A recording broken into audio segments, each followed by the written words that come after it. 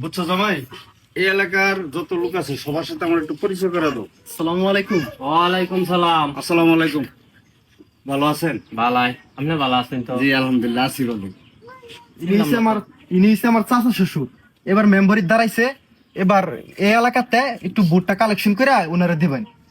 আপনি যা বুড় আছে আপনি মোটামুটি আমার দিকে চাইয়া আমি মেম্বারে দাঁড়াইছি।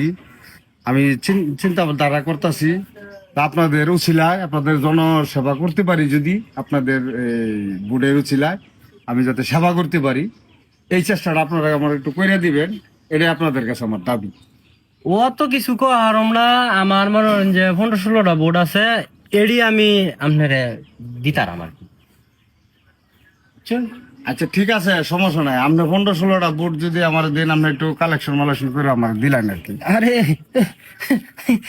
কি দরকার আছে? আরে এটা কোন চিন্তাই আপনি করেন না যে এই এলাকার যা বোর্ড আছে সব আমনে মনে হয় যে আগামী দিনে চেয়ারম্যানের মেম্বারের চেয়ারের মধ্যে খালি বইয়া করবেন, বুঝছেন?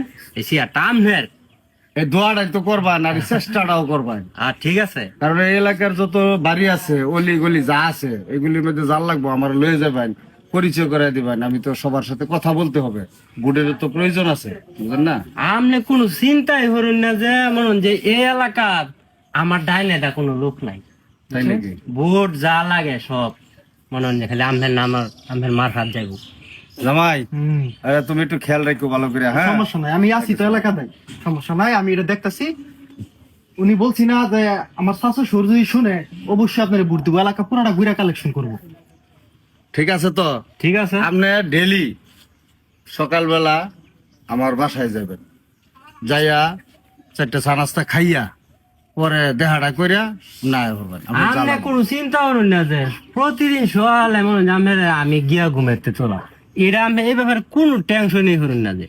না, টেনশন আমি অবশ্য করতাম না, কিন্তু বিষয়টা হলো আপনি একা গেলেও যেতে পারেন, 2-4জন লোক লেগে গেলেও যেতে পারেন, সমস্যা নাই। ওটা আরো ভালো। হ্যাঁ, সবকিছুর ব্যবস্থা আছে। হ্যাঁ। জামাই আছে, আপনি যেহেতু আমার জামাইয়ের পরিচিত, তাহলে আমার আত্মীয়, এখন সব দিক দিয়ে মিলাই তো ধরেন না, আত্মীয় তো আত্মীয়র জন্য কান্দে, এটা আমি জানি।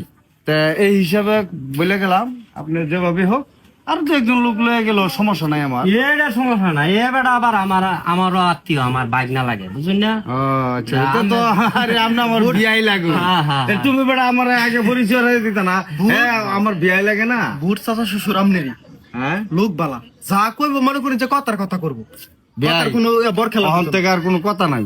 আপনি কোনো চিন্তাই করুন না, না, আমি এই এলাকার চিন্তা বাদ দিলাম, এটা আপনি আমার উপরে ছেড়ে দিলেই পারেন। ছেড়ে দিলাম। জামাই, তুমি ওই এলাকায় ঢুকবা, ওই সাইডে। হ্যাঁ, ওই সাইডে ঢুকিয়ে হেরা এদের সাথে কথা বলবা, যে বলবা এইভাবে নির্বাচনের কথা, তো হ্যাঁ, অবশ্যই বলবা যে হেই সাপ আমগুলো হয়ে গেছে শেষ, আর তোমরা খালি একটু সহযোগিতা করো, তাইলেই কমপ্লিট পর্যায়ে আমরা যাইতারি।